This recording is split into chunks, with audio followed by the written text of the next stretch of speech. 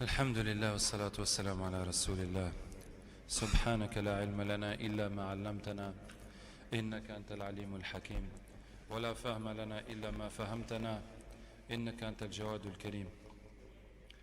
Je ne sais pas si vous comprenez grand-chose au Coran que nous récitons.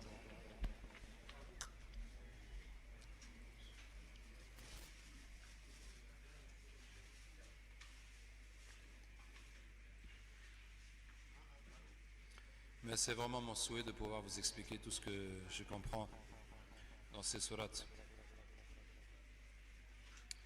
On a dit qu'aujourd'hui on va parler du sujet des femmes.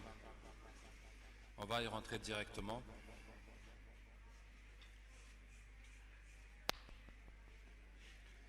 Je vous ai dit que dans Surat al-Baqarah, Allah Ta'ala a donné les règles du divorce. C'était parmi les premières législations qu'Allah a fait à Médine. Et ensuite dans Surat al-Nisa, suite à la bataille d'Uhud, il y a eu les règles de l'héritage. Alors qu'est-ce qu'il y avait depuis la Mecque? Depuis la Mecque, qu'est-ce qu'Allah Ta'ala a fait pour les femmes? Il ne faut pas parler au milieu du truc parce que ça enregistre. Si tu veux. Takbir, c'est les mamans. Il faudrait suivre attentivement le tafsir et ne pas bavarder pendant le tafsir. Que Dieu nous aide. Alors, qu'est-ce qu'il y avait au début à la Mecque concernant les femmes? La première chose qu'Allah Ta'ala a donnée aux femmes, c'est l'égalité avec les hommes sur le plan de la religion. Ça veut dire, comme l'homme, la femme est créée pour adorer Allah, elle va rendre des comptes, elle va aller en enfer ou au paradis. Elle est responsable de ses actes. Là-dessus, c'est l'égalité. Bon, on ne peut pas dire que quelqu'un est favorisé par rapport à l'autre pour pratiquer la religion et pour aller au paradis. Hein, c'est vrai que le prophète sallam dit, j'ai vu dans l'enfer, la plupart des gens étaient les femmes. Et le prophète sallam m'a expliqué parce qu'elles maudissent beaucoup et elles renient les bienfaits de son mari. Mais ça concerne des musulmanes qui vont par la suite aller au paradis. Puisque au paradis, chaque homme va se retrouver en fin de compte avec au moins 2 femmes de ce bas monde. Donc forcément, il y a 2 fois plus de femmes que d'hommes dans le paradis, au moins, sinon plus, puisqu'il y en a qui en auront plus. Hein? Mais personne ne sera célibataire au paradis, ça c'est pas possible. Au moins 2 femmes de ce monde. Bon, en tout cas, il y a l'égalité au point de vue de la religion. Et d'abord ça, donc les femmes sont considérées, elles sont mentionnées dans le Coran, hein, comme Allah dit, les musulmans, les musulmanes, etc., etc.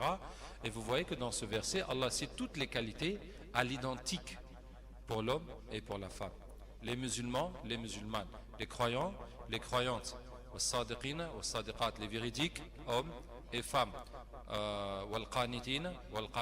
Les soumis et les soumises. Les patients et les patientes. Ceux qui se recueillent dans leurs prières et celles qui se recueillent. Les jeûneurs et les jeûneuses. Et ensuite, ceux qui font l'aumône et celles qui font l'aumône. Et ceux qui préservent leur sexe et celles qui préservent leur sexe. Et ceux qui évoquent Allah beaucoup et celles qui évoquent Allah beaucoup, Allah leur a préparé un pardon et une grande récompense.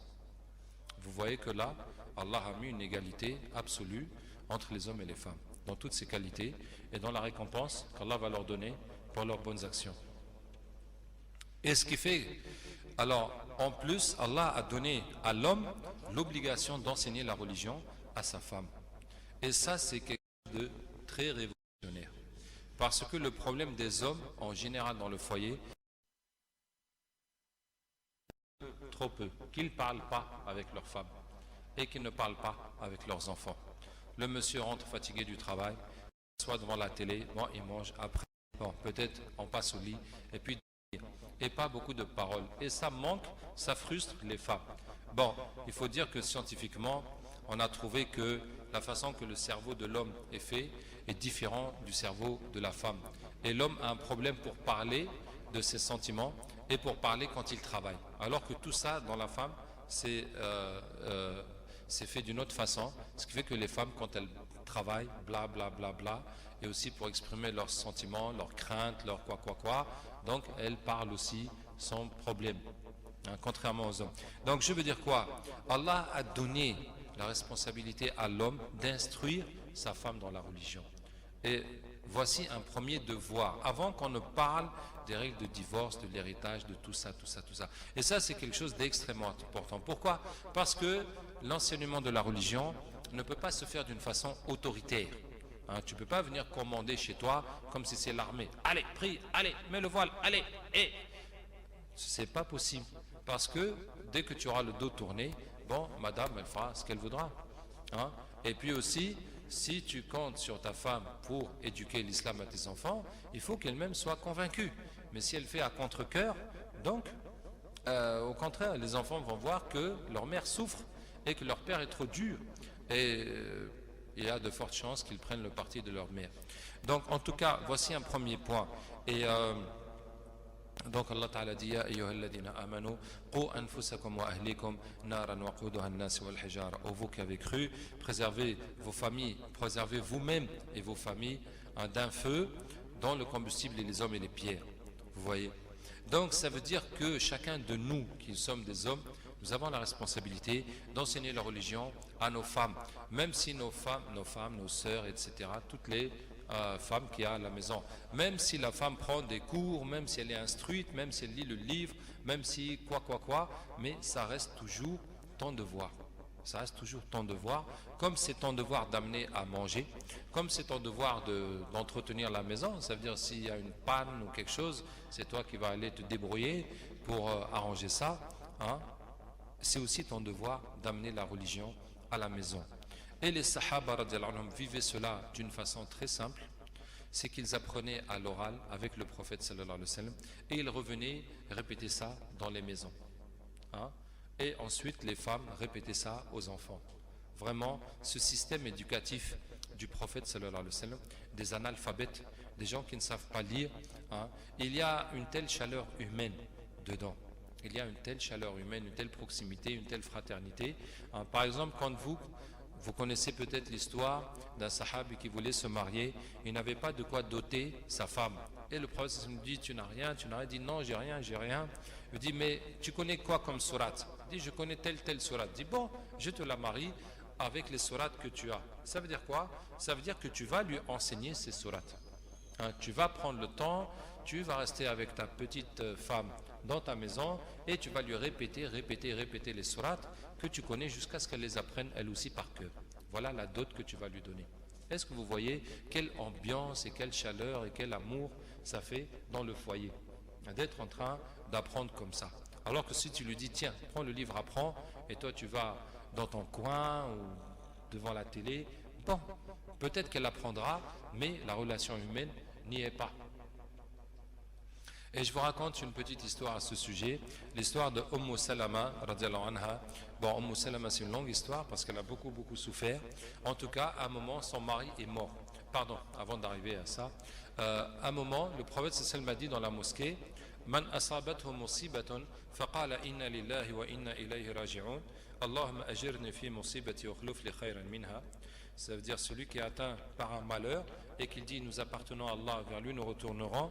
Ya Allah, récompense-moi pour le malheur que j'ai subi et donne-moi mieux que ce que j'ai perdu. Certainement Allah le récompensera pour le malheur qu'il a subi et lui donnera mieux que ce qui lui est arrivé. Donc, quand le prophète sallallahu m'a dit ça, les sahaba étaient contents.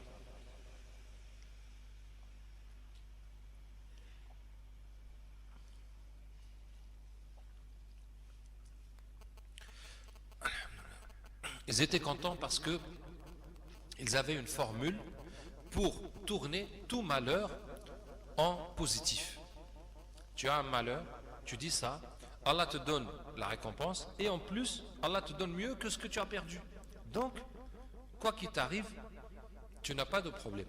Puisque même s'il t'arrive un malheur, voilà, tu fais cette invocation et tu gagnes des récompenses chez Allah. 2, ce qui t'est arrivé, Allah va te donner mieux que ce qui t'est arrivé. Vous voyez? Alors que quand il t'arrive un bien, tu remercies Allah. D'une part, Allah te récompense pour l'avoir remercié et Allah t'ajoute pour l'avoir remercié. Voilà, l'islam nous a donné comme ça des outils que s'il t'arrive un bien, tu multiplies le bien. S'il t'arrive un mal, tu le changes en bien. Masha'Allah. Et Abu Salama est rentré chez lui à enseigner cette invocation à sa femme. Et Salama a appris à dire ça jusqu'au jour où son mari est mort. Et elle a dit Inna lillahi wa inna ilayhi raji'un. Allahumma ajirni fi musibati wa khluf li khayran minha. Et Allah récompense-moi pour mon malheur et donne-moi mieux que ça. Et elle a dit ah, mais qui Allah va me donner mieux que Abu Salama, qui est un des grands muhajirines et qui est mort dans la voie d'Allah, qui je pourrais avoir mieux que lui? Et elle a dit jusqu'à ce que son délai de viduité est passé et le prophète sallallahu alayhi wa sallam a demandé sa main et l'a épousée. Elle a dit que vraiment j'ai compris la valeur de cette prière, puisque Allah m'a donné mieux que Abu Salama, le prophète même sallallahu alayhi wa sallam. Donc c'est comme ça que l'enseignement était. Et vous voyez cette chaleur humaine, cet échange dans nos foyers, je veux dire que c'est le point le plus important. C'est le point le plus important. Et malheureusement, la plupart des gens qui viennent dans les mosquées, qui écoutent les cours, etc., ne répètent que très peu, pour ne pas dire pas du tout, dans leur maison. Et c'est vraiment dommage.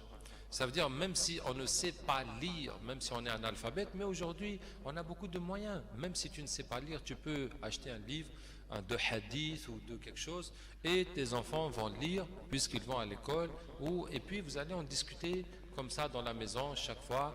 Même si tu ne sais pas lire, tu vas essayer de retenir ce que tu peux dans ta tête, de ce que tu as écouté, tu vas répéter ça à la maison. Qu'Allah nous aide, Inch'Allah. Il faut trouver le temps tous les jours de faire un rappel sur la religion dans la maison. En tout cas, je vous dis, voici le premier point que l'islam a donné aux femmes. Parce que si on n'enseigne pas aux femmes la religion, donc la femme elle est là que pour quoi? Que pour la cuisine, que pour les enfants et que pour le lit. Faut dire que l'homme aussi il est là que pour bosser, ramener à manger, et puis voilà. Ça veut dire que, comme Allah Ta'ala dit pour les mécréants, qu'Allah nous préserve, وَالَّذِينَ كَفَرُوا يَتَمَتَّعُونَ وَيَأْكُلُونَ كَمَا تَأْكُلُ الْأَنْعَامُ. Les mécréants jouissent et mangent comme mangent les bêtes. Voilà. Ils appellent même la société de consommation. Comment profiter de la vie? Comment jouir? Comment bien manger? Comment profiter de tous les plaisirs possibles et imaginables? C'est tout ce qu'ils ont dans leur tête. Donc nous, notre foyer doit être différent de cela. En tout cas, voici le premier point. Et donc les femmes avec les hommes, pendant toute la période à la Mecque, étaient engagées avec les hommes et faisaient da'wah. Et nous avons le meilleur exemple qui est Khadija radiallahu anha, dans son soutien et son engagement avec le prophète sallallahu alayhi wa sallam. Vous savez que Khadija était riche, mais ensuite elle est morte dans la misère. Elle est morte pendant le boycott où les musulmans ont été boycottés. Dans un quartier de la Mecque, on leur a fait un embargo et c'était la famine, beaucoup de gens sont morts et la femme du prophète sallallahu alayhi wa sallam est morte et son oncle est mort et son fils aussi est mort. Et Khadija radiallahu anha a dépensé tout son argent pour l'islam. Mais on peut se demander, mais quel genre de dépenses? Puisque à la Mecque il n'y avait pas de guerre à financer, il n'y avait pas de mosquée à financer comme nous avons aujourd'hui, il n'y avait pas de madrasa. C'était quoi? C'était que les croyants avec le prophète sallallahu alayhi wa sallam, c'était des pauvres. Et il y avait des jeunes, des adolescents que les parents ont chassés. Et il y avait des esclaves que Abu Bakr a affranchis. Il y a Bilal, d'autres esclaves aussi. Mais les esclaves, une fois qu'ils sont libres, ils n'ont nulle part où aller, ils n'ont pas de travail, ils n'ont rien. Donc tous ces gens étaient autour du prophète sallallahu alayhi wa sallam. Et Khadija radiallahu anha a dépensé sa fortune à les nourrir, à les entretenir. Parce qu'ils étaient là au nom de l'islam et qu'ils n'avaient nulle part où aller. Qu'Allah nous aide. Donc voici le premier point. Bon, il y a autre chose que Allah Ta'ala dit depuis la Mecque dans les sourates mecquoises.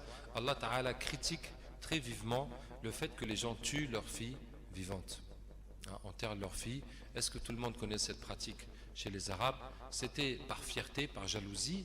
Quand la fille commence à grandir, commence à devenir une petite femme, donc le papa la regarde et il s'imagine que si cette fille le déshonore, que ce serait insupportable. Et donc il va la prendre, il va creuser un trou, la jeter dedans et l'enterrer vivante.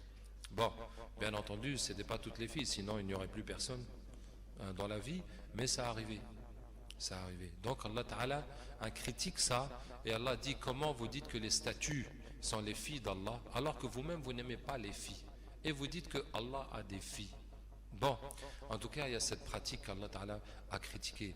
Et bon, sinon la première loi qui est venue à Médine, c'est les lois du divorce. Et c'est venu comment? Un homme s'est fâché après sa femme, il lui a dit je te divorce, et quand ta période va presque finir, je vais te reprendre, et après je vais te divorcer, et quand ta période va presque finir, je vais te reprendre, et puis je vais te divorcer, je vais te laisser comme ça. Hein? Toujours en attente, tu ne seras ni divorcé, ni marié. Et la femme est venue se plaindre au prophète sallallahu alayhi wa sallam que voilà ce que mon mari a dit. Et donc Allah Ta'ala a révélé que non, le divorce c'est 2 fois, sinon vous la gardez ou vous la lâchez, vous la libérez. Et Allah Ta'ala a donné toutes ces règles du divorce. Mais toutes ces règles du divorce, c'est en faveur des femmes, c'est pas autre chose. Hein, c'est pas autre chose. Parce que, comme disait Omar radhiyallahu anhu, hein, Lam nakun na'uddu an-nisa'a shay'an fil jahiliyyah. Avant l'islam, on ne considérait les femmes comme rien du tout. Hein, comme rien du tout. C'était comme du bétail ou comme des meubles, et puis c'est tout. Hein. Donc, il y a eu toutes ces règles du divorce où Allah Ta'ala a établi les droits des femmes. Et notamment, Allah Ta'ala dit dans ces règles, dans ce verset de l'Baqarah, وَلَهُنَّ مِثْلُ الَّذِي عَلَيْهِنَّ بِالْمَعْرُوفِ وَلِلرِّجَالِ عَلَيْهِنَّ دَرَجَةٌ. À elles, autant que sur elles. Ça veut dire elles ont autant de droits qu'elles ont de devoirs. Hein, de la bonne manière, mais les hommes ont un degré au-dessus d'elles. Voilà ce qu'Allah Ta'ala, où Allah Ta'ala a mis la place de l'homme et de la femme. Hein, qu'elles ont des droits et des devoirs équivalents, mais l'homme a un degré de plus. Ça veut dire l'homme reste le chef de famille. Et ensuite, donc il y a ces règles de divorce dans Surat al-Baqarah. Maintenant, dans Surat les femmes, je vous ai dit que à la bataille de Uhud, il y a eu beaucoup de morts chez les musulmans. 70, il y a eu beaucoup de cas d'héritage. Je vous ai parlé de Haritha, qui est mort. Et Haritha a laissé une femme et 2 filles. Et sa femme est venue voir le prophète sallallahu alayhi wa sallam dire que Haritha est mort, il m'a laissé avec 2 filles. Son frère est venu, il a pris tous ses biens. Parce qu'avant l'islam, les femmes n'avaient pas droit à l'héritage. Plus que ça, elles étaient elles-mêmes, elles faisaient partie de l'héritage. Ça veut dire que quand quelqu'un meurt, ses fils vont hériter de ses femmes. Hein, pas de leur propre mère directe, mais de leur marâtre. Chacun qui en attrape une, elle est à lui. Hein, sans mariage, sans dot, sans rien, ça continue comme ça. C'est un héritage, comme si tu as attrapé le mouton ou tu as attrapé la vache, maintenant c'est pour toi. Hein? Donc vraiment cette pratique-là, Allah Ta'ala l'a condamnée dans Surat les femmes. Et pour dire que déjà, elles n'avaient pas d'héritage, elles étaient elles-mêmes objets d'héritage. Elles faisaient elles-mêmes partie de l'héritage. Hein? Et donc, cette femme est venue dire que voilà, son frère est venu, il a tout pris. Il m'a laissé avec les 2 filles. Et le prophète me dit patiente, Allah Ta'ala va donner quelque chose. Et Allah Ta'ala a révélé Allah vous recommande au sujet de vos enfants le mâle à la part de 2 filles. Si ce sont des femmes plus que 2, elles ont les 2 tiers de l'héritage. Et si c'est une seule fille, elle a la moitié. Et ensuite Allah dit que pour vos femmes, vous avez la moitié de ce que vos femmes laissent si elles n'ont pas d'enfants. Si elles ont un enfant, vous avez le quart. Et si c'est vous qui mourrez, votre femme, elle va prendre le quart si vous n'avez pas d'enfants. Et si vous avez des enfants, elle va prendre le 8e. Donc, le prophète me dit, toi tu prends le 8e, les filles prennent les 2 tiers, et ce qui reste, ce sera pour son frère. Vous voyez que c'est une révolution radicale. Hein, depuis 0, voilà, elles ont eu les 2 tiers plus le 8e. Ça fait quand même combien? 67 et 12,5. Ça fait presque 80% de l'héritage qu'elles ont gardé.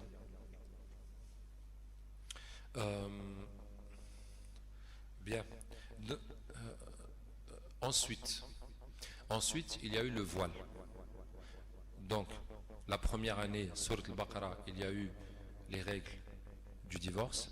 La 3e année, après la bataille d'Uhud, il y a eu les règles de l'héritage.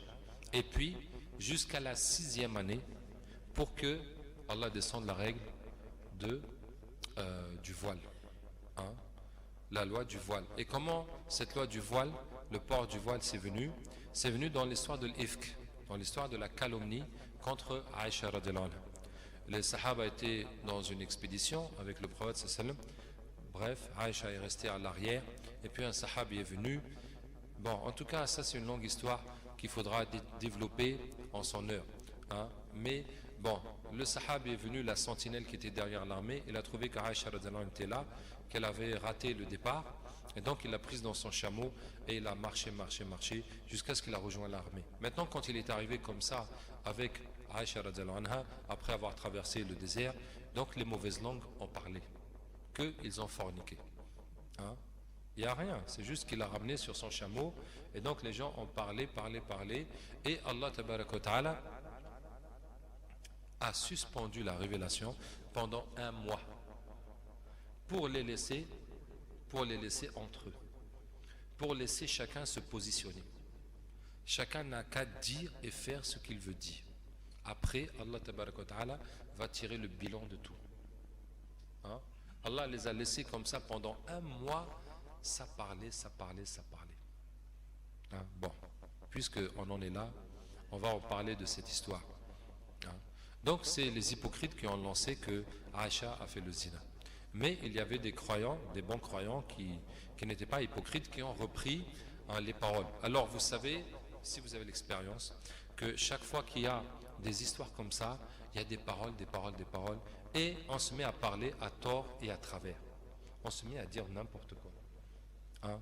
On se met à dire n'importe quoi. Après, quand Allah tabaraka wa ta'ala a descendu la révélation, Surat An-Nur, donc vous pouvez relire la Surat la lumière, vous allez trouver ce qu'Allah dit à ce sujet. Mais Allah dit ceux qui accusent de fornication et qui ne peuvent pas produire 4 témoins oculaires, vous allez les fouetter 80 coups de fouet et jamais plus accepter leur témoignage. Et il y a eu 3 sahaba que le prophète sallam a fait fouetter 80 coups de fouet, hein, à cause de ce qu'ils avaient proféré, hein. Et puis dans les paroles, Allah Ta'ala dit Allah vous recommande fortement de ne plus jamais revenir à cela si vous êtes croyant, hein. Voilà, le problème a eu lieu, vous avez été pris au dépourvu, chacun a parlé. Maintenant ça ne doit plus jamais se répéter, ce genre d'affaires, hein, de traiter les gens de fornication sans preuve étant 4 témoins, sinon les aveux. Et c'est suite à cette histoire que Allah Ta'ala a demandé aux femmes de se voiler, hein, pour qu'on les reconnaisse et pour qu'on ne les dérange pas et pour que les femmes croyantes se démarquent des autres femmes, que les femmes chastes et pures se démarquent des autres femmes. Et puis vous voyez bien que même aujourd'hui, si une femme porte le voile, qu'on ne va pas la draguer comme ça dans la rue, hein, comme une femme qui est déshabillée. Donc c'est comme si tu penses que voilà, ça attire, quoi. Alors que si elle est voilée, bon, on pense en tout cas qu'Allah nous aide, que il n'y a pas besoin de la draguer, que c'est une fille sérieuse, etc. Donc, qu'est-ce que je veux dire? Le voile est venu la 6e année de l'islam, suite à cette histoire. Avant le voile, comment est-ce que les femmes s'habillaient? Les femmes s'habillaient avant l'islam, en robe longue, et puis elles avaient des foulards qu'elles attachaient derrière. Et justement, c'est dans cette sourate la lumière qu'Allah Ta'ala dit et qu'elles rabattent leur voile sur leur poitrine, sur leur gorge, hein, au lieu de laisser le voile attaché derrière, ce qui montre la gorge et peut-être un petit peu le col de la femme, qu'il faut l'attacher devant pour tout couvrir en dessous du visage. Et donc avant cela, il n'a pas été mention du voile. Avant cela, il n'a pas été mention du voile, et les femmes priaient comme ça, les femmes priaient comme elles étaient. Et on n'a pas un hadith qui dit que avant l'obligation du voile, que les femmes devaient mettre une tenue particulière pour la prière, jusqu'à ce que le voile a été imposé. Vous voyez? Donc qu'est-ce qu'on voit dans cette pédagogie? Que Allah Tabaraka wa Ta'ala a donné beaucoup de droits à la femme, lui a donné ses droits, hein. Et la dernière chose, ça a été le voile. Et quand le voile a été imposé, les femmes ont aussi senti que c'est un plus pour elles et pas une contrainte, et c'est pas une façon de les dominer ou de les enfermer ou de quelque chose comme ça, que c'était mieux pour qu'elles soient protégées, pour qu'on ne les dérange pas, pour qu'on ne pense pas du mal d'elles. Donc ça conserve leur pudeur, ça conserve leur honneur. Je vais dire quoi? Je vais dire les règles de mixité chez les femmes. Au temps du prophète sallallahu alayhi wa sallam.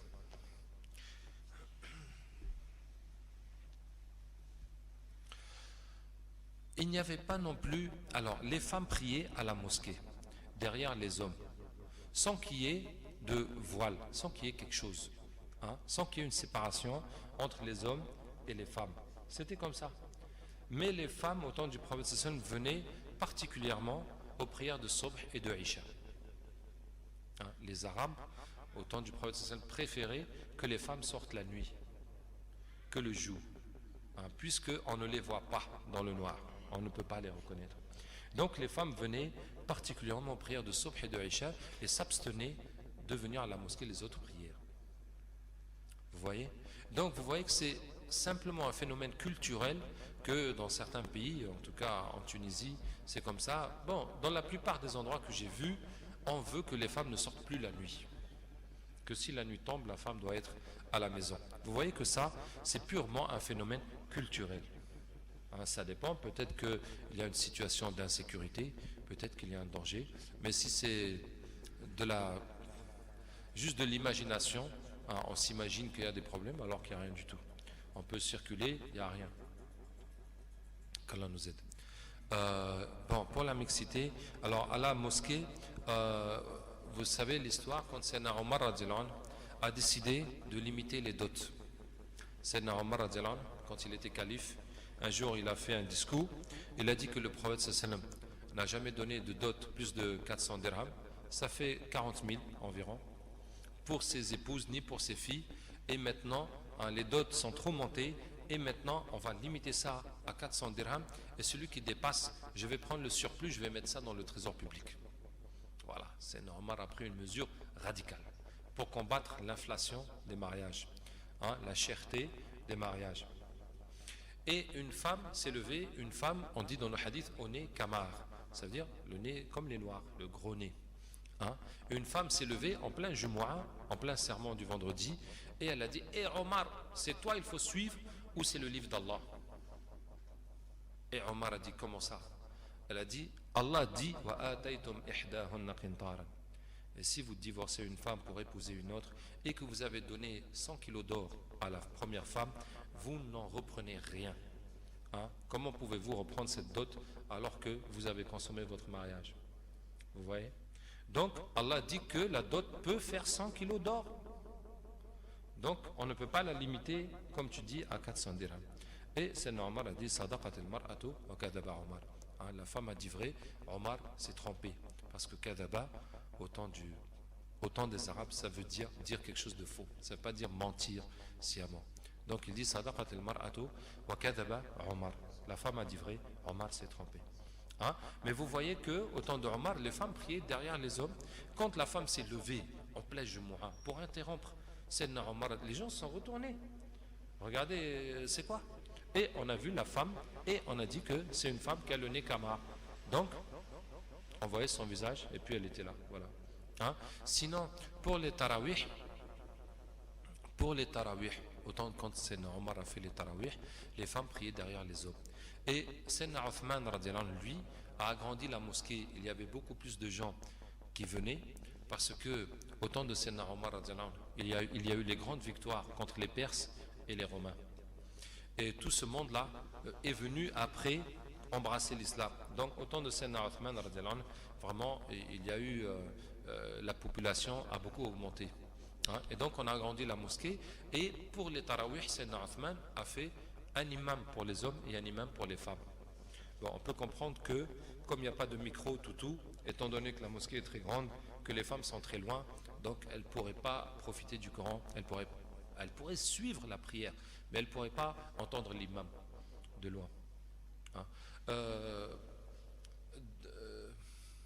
Qu'est-ce que je veux dire? Je veux dire que dans la mixité, l'islam n'a pas amené quelque chose de gênant ou de perturbant dans la société telle qu'elle était. Pourquoi je vous dis ça? Parce que des fois, on est face à des situations coincées, vraiment qui sont vraiment bizarres. Je vais vous donner des exemples de ces situations. Bon, par exemple, il y a un frère qui me dit que lui, s'il va se marier, il faut que sa femme soit en niqab. Il faut que sa femme cache son visage. Je lui dis pourquoi? Il me dit que lui ne peut pas supporter que les hommes voient le visage de sa femme. Je lui dis bon, mais dis-moi, quand les gens voient une femme voilée passer, est-ce que ça bouge en eux des envies, des shahawat, hein? Est-ce que ça te bouge quelque chose? Non, ça ne te bouge pas quelque chose.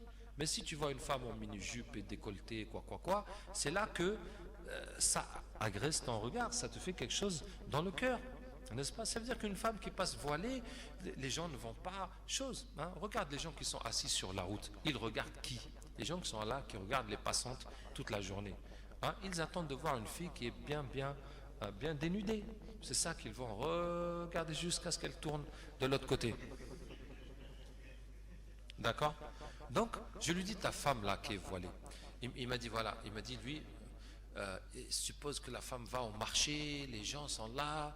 Je dis, bon, ta femme qui est voilée, hein, est-ce que les gens vont la regarder pour fantasmer sur elle? Il dit non. Je dis, maintenant, toi, si tu vas au marché, et les femmes que tu vas voir, ça va te toucher ou pas? Il me dit, oui, ça va me toucher. Donc je lui dis, c'est toi qui dois mettre le niqab. La logique, c'est ça. Hein? Puisque ta femme, si on voit son visage, ça ne va rien faire. Mais toi, si tu sors dans la rue et tu vois les femmes, ça va te faire du mal. Donc, autant que toi, tu caches ton visage pour ne pas voir les femmes qui sont dehors. Hein? Bon, qu'est-ce que je veux dire? C'est que c'est une jalousie qui est complètement déplacée. Hein? Une possessivité, une jalousie qui n'a pas de sens.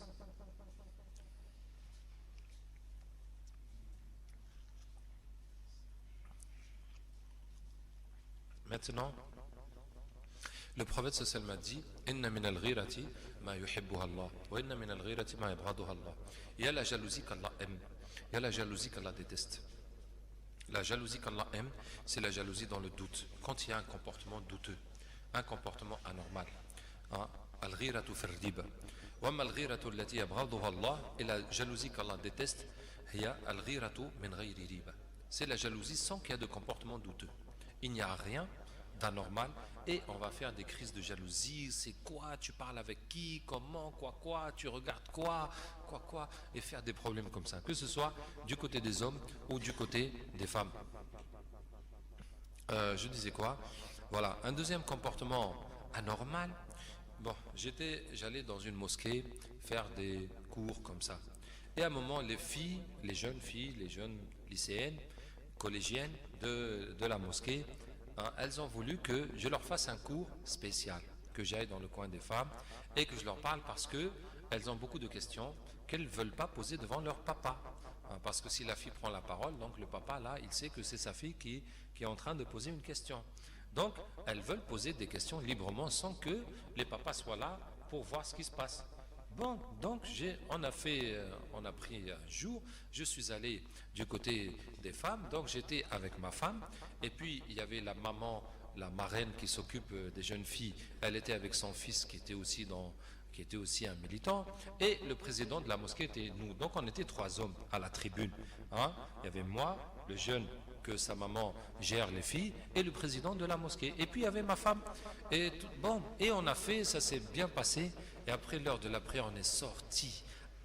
Mais les gens de la mosquée étaient fâchés.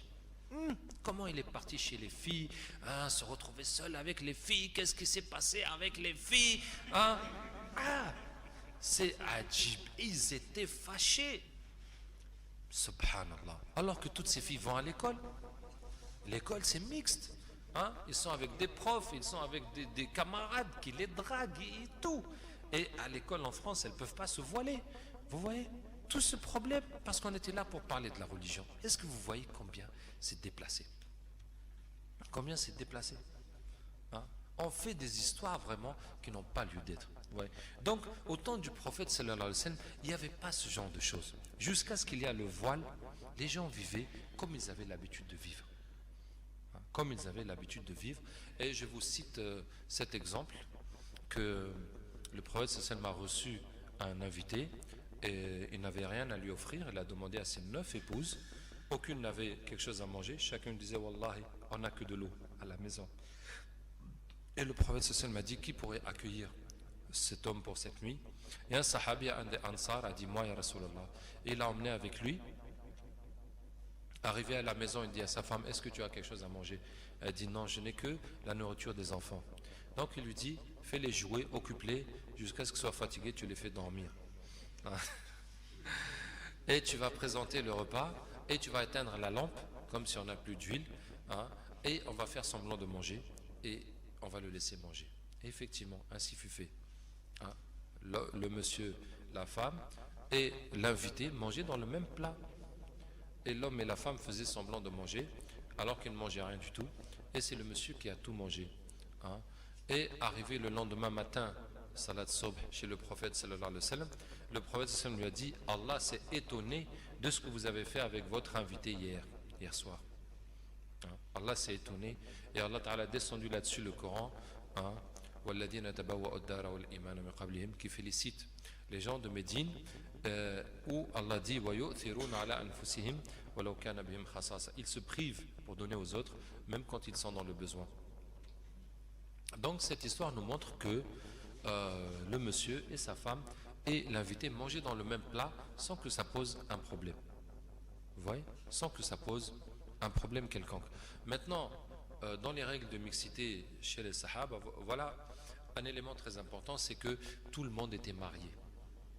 Que tout le monde était marié. Maintenant, quand on parle de la tentation sexuelle, la fitna, la débauche, et comment régler ça, la première solution qu'il faut mettre en place, c'est le mariage. Faciliter, permettre le mariage au maximum. Et au temps du prophète sallallahu alayhi wa sallam, les jeunes se mariaient dès qu'ils atteignaient la puberté. Les garçons, les filles peut-être même avant. Peut-être même avant. Qu'est-ce que je disais? Donc le fait que tout le monde soit marié, donc le problème de fitna devient marginal. Le problème de tentation devient marginal. Puisque tous les hommes sont mariés, toutes les femmes sont mariées. Donc chacun n'a qu'à regarder ce qu'il a chez lui. Comme dit le prophète sallallahu alayhi wa sallam, si vous voyez une femme qui vous plaît, rentrez chez vous. Allez-y avec votre femme parce que elle a la même chose que l'autre. Le problème sera réglé comme ça. Étant donné que tout le monde est marié, voilà, chacun a la solution de son problème dans sa maison. Qu'Allah nous aide. Qu'est-ce que je voulais dire? Le mariage, voilà. Et là, il y avait une autre règle de mixité chez les Sahaba, c'est que la jeune fille, en âge de mariage, on la cache. On la cache, elle ne voit pas les gens. Et dans la maison qui était une seule pièce, on mettait un rideau dans le coin où se cachait la fille en âge de mariage quand les étrangers entraient. Il y a une histoire comme ça où le prophète sallallahu alayhi wa sallam a envoyé quelqu'un demander la main d'une fille.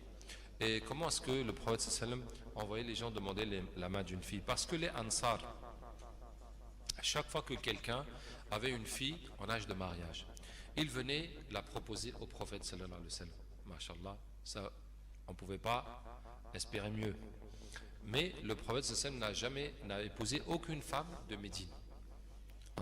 Et ensuite, si le prophète ne voulait pas, il lui dit, est-ce qu'il y a parmi tes compagnons à qui tu voudrais la donner? Ça veut dire quoi? Ça veut dire qu'il s'agit des muhajirines, des autres immigrants, des gens qui viennent des autres villes. Certains sont venus avec leurs femmes, mais la plupart sont venus célibataires. Et donc comme ils viennent comme ça à Médine, ils ne connaissent pas les gens, ils ne connaissent pas les familles, et ne savent pas où demander les femmes. Et les Ansar étaient prêts à leur donner leurs filles directement. Cet homme dont il ne connaît ni le père, ni le grand-père, ni rien du tout. Regardez comment les Ansar ont soutenu l'islam avec leurs filles aussi. D'accueillir les gens qui viennent de n'importe quelle tribu, de partager leurs filles dans toutes les tribus comme ça, pour Allah tabaraka wa ta'ala. Pour que ces immigrants se marient et puis que l'islam continue. Et donc si le prophète sallallahu n'a personne à qui marier la fille, les Ansar vont la marier entre eux. Mais c'est pour ça que le prophète sallallahu était au courant de où est-ce qu'il y a des familles, quelle famille a une fille à marier. Et le prophète sallallahu a envoyé ce sahaba dans une famille marier la fille. Et quand il vient, puis il discute avec les parents, d'accord, ils se mettent d'accord, Et puis il revient chez le prophète sallallahu alayhi wa sallam. Et le prophète sallallahu alayhi wa sallam dit, mais est-ce que tu l'as vu? Il dit, non, je ne l'ai pas vu. Il dit, mais va la voir, c'est mieux. Allah Ta'ala va mettre l'amour entre vous. Hein? Il n'a même pas vu. Et il est revenu dans la famille et il dit au couple, hein, et justement la fille était derrière le rideau, s'est cachée derrière le rideau chaque fois qu'un étranger entre dans la maison. Hein? Et il leur dit, voilà, le prophète sallam m'a dit de voir votre fille. Et le monsieur et la femme se regardent et ils sont étonnés. Voir notre fille? Ah, ils sont étonnés. Hein? Et le monsieur voit ça, il fait demi-tour. Il les laisse, il fait demi-tour. Alors la fille appelle, elle dit, papa, maman, si le prophète a dit qu'il doit me voir, il faut qu'il me voie. Hein? Si on désobéit au prophète sallallahu alayhi wa sallam, on va avoir peur que Allah va descendre sur nous, hein, une punition ou quelque chose. Ouais. Hein? Et puis le monsieur vient et la fille lui dit, si le prophète sallallahu alayhi wa sallam t'a dit de me voir, regarde-moi, sinon je ne te pardonnerai pas ça. Hein? Ah, c'était jaloux. Mais la jalousie, comme vous voyez, était pour les filles en âge de mariage, pas pour les femmes mariées. Ça veut dire que le monsieur et sa femme reçoivent leur gendre, leur prétendant, le prétendant de leur fille, sans gêne. Mais c'est la fille qu'on ne peut pas voir. Bon, qu'est-ce que je voulais dire? La ilaha illallah, Muhammad Rasulullah. Bien, est-ce que je vais parler de la polygamie? Et c'est dans ces versets de Surat An-Nisa que Allah Tabaraka wa Ta'ala a limité la polygamie.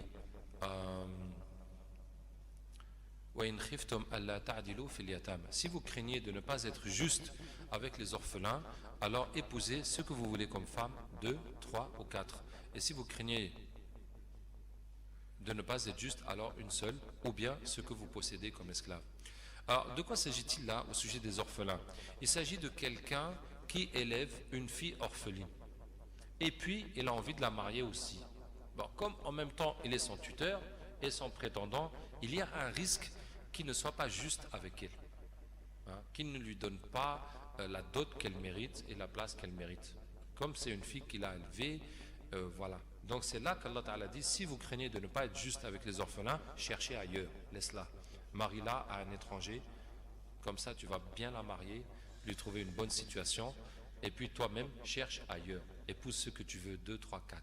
Maintenant, si vous craignez de ne pas être juste, alors une seule, ou sinon les esclaves, tant que vous voulez qu'Allah nous aide. Bon, on a parlé de l'esclavage l'autre jour, non, c'était pas ici. Qu'est-ce que je voulais dire? Maintenant, aujourd'hui, subhanallah, vraiment, je m'étonne qu'en Afrique même, hein, la polygamie soit remise en cause. Et il y a des fois des Africains qui viennent me demander, qu'est-ce que tu en penses que je vais prendre une deuxième femme? Ah, toi tu viens de demander à moi, aux Blancs, comment la polygamie? Ajib. Même ceux qui parlent de polygamie, ils ne parlent que de bigamie. 2 femmes. C'est ça la polygamie. Hein, mais 3, 4, ça c'est loin. Hein, ça c'est loin. Hein. Donc, en tout cas, sachez que Allah, ce qu'il a institué, on ne peut pas le changer. Et un frère m'a demandé une fois que si on a le choix de faire un contrat de mariage monogame ou polygame, qu'est-ce qu'il faut faire? Je lui dis, il faut faire polygame, puisque c'est la loi d'Allah. Pourquoi tu vas chercher un cadre juridique qui n'est pas conforme à la loi d'Allah? Hein, ça ne veut pas dire que forcément tu seras polygame, mais tu te mets dans une loi qui est plus proche de la loi d'Allah. C'est tout. Hein? Bon, après tu verras si tu seras polygame ou pas. Mais comment tu vas sciemment choisir une loi qui est contraire à la loi d'Allah? Ouais. Maintenant, dans la polygamie, pourquoi la polygamie? Parce que tout le monde doit se marier. Parce que tout le monde doit se marier. Hein? Et si on prend juste la question de l'âge, les femmes se marient plus jeunes que les hommes. Hein? Les femmes se marient plus jeunes que les hommes. Et les femmes vivent plus longtemps que les hommes. Si tu as 30 ans, tu épouses une fille de 20 ans, que toi tu meurs à 60 ans, que la femme meurt à 70 ans. Quand toi tu meurs à 60 ans, elle a 50 ans. Donc il lui reste 20 ans à vivre. Est-ce qu'elle doit terminer ses 20 ans célibataire? Pourquoi? C'est pas une bonne situation. Est-ce que c'est agréable ça? Peut-être que même financièrement, elle va souffrir. Hein?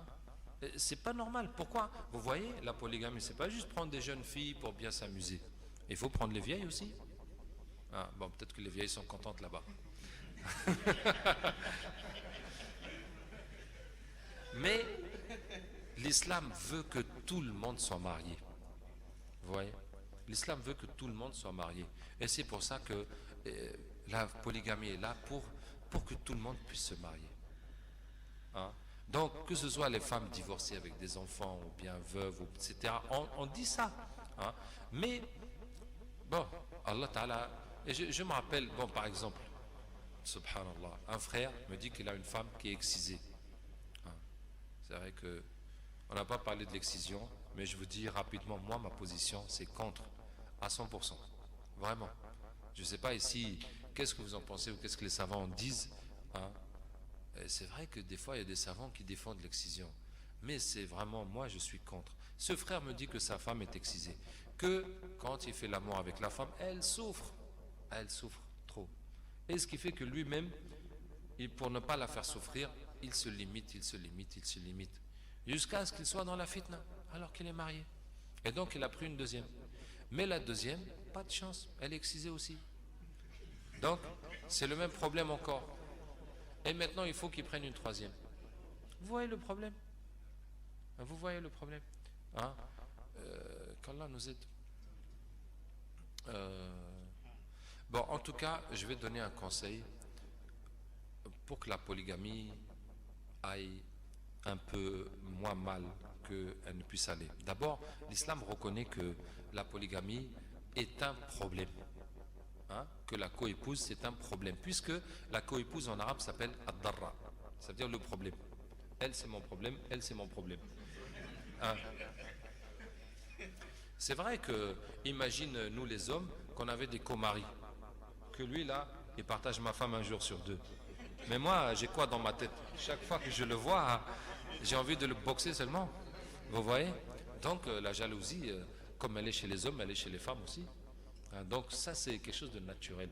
Et c'est pour ça que le prophète sallam avec Khadija, il n'a pas pris de deuxième femme. Pour l'honorer, pour ne pas lui infliger ça.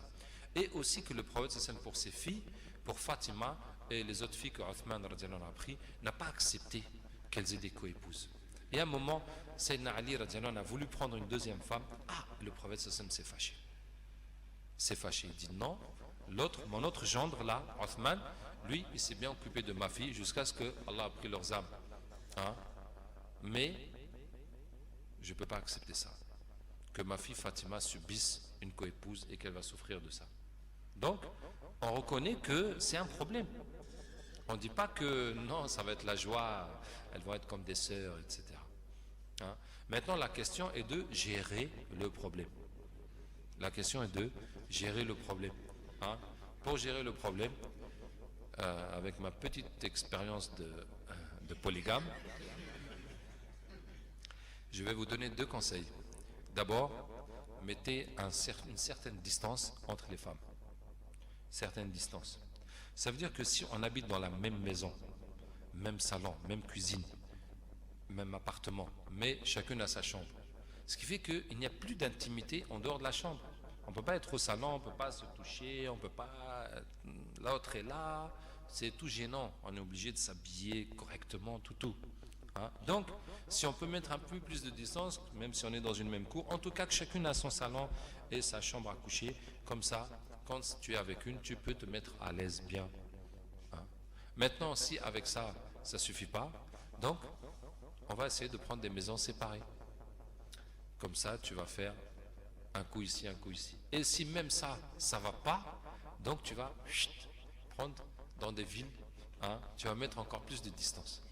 En tout cas, voilà. Mais il faut dire que chez les Sahaba, ils avaient chacune leur maison. C'était la règle. Pourquoi? Il faut dire que c'était le désert, c'était pas un problème. Il n'y avait pas de crise d'urbanisme, il n'y a pas de loyer à payer, il n'y a pas d'électricité, quoi. Donc tu vas faire des branchages, tu vas construire un peu par là-bas, puis c'est tout. Hein? Pas besoin de coller tout le monde. Vous voyez? Qu'Allah nous aide. Et le deuxième conseil que je vous donne pour la polygamie, c'est que l'homme ne doit pas se mêler des problèmes des femmes. Hein? Une femme te dit que l'autre femme m'a fait ceci, tu dis, ah, moi quand je suis avec toi, l'autre elle n'existe plus. Nous on est là, on va profiter de notre journée, de notre nuit, passer du bon temps ensemble, c'est tout. Hein? Tes problèmes avec elle, tu te débrouilles avec elle. Vous voyez? Et ça va décourager les femmes de se disputer, puisqu'elles ne peuvent pas rentrer leur mari dans leur dispute pour le tirer d'un côté ou de l'autre. Alors que si tu essayes de gérer le problème, tu ne peux pas, puisque, je vous dis, imagine que vous avez un co-mari, est-ce qu'on peut gérer ça? On ne peut pas, il faut juste éviter de vous rencontrer. Hein? On ne peut pas gérer ça.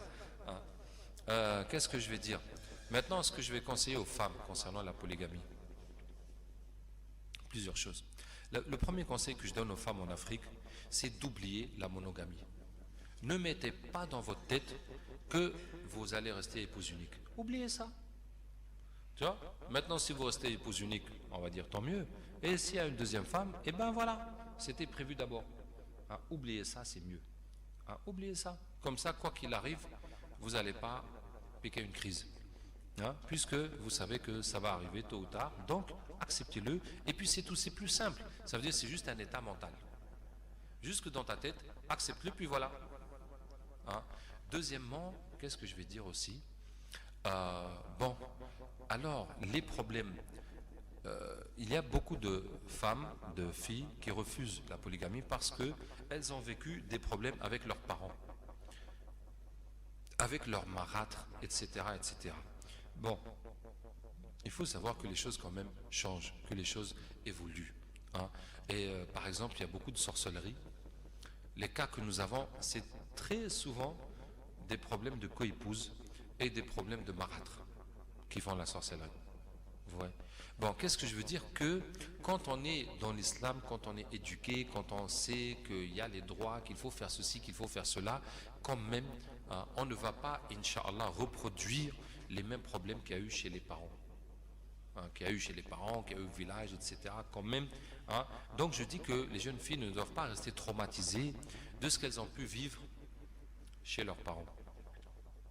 Maintenant, la fille peut poser une condition dans la polygamie, c'est de ne pas être dans la même maison ou d'avoir une distance convenable pour ne pas chauffer les tensions.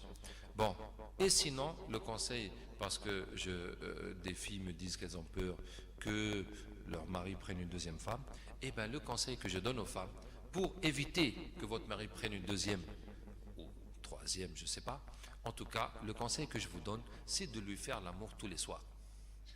Hein? C'est comme ça. Et je pense que les hommes sont d'accord avec moi. Hein?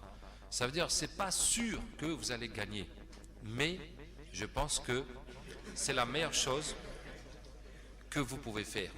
C'est la meilleure chose. Parce que ce qui pousse souvent, ce qui pousse beaucoup les hommes à chercher une autre femme, c'est l'insatisfaction sexuelle. Ouais.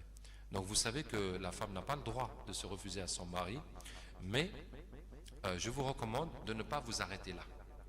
De ne pas vous arrêter comme une femme me dit, je dis alors et ton mari sexuellement, elle dit ah moi je refuse jamais. Je dis non, ça suffit pas.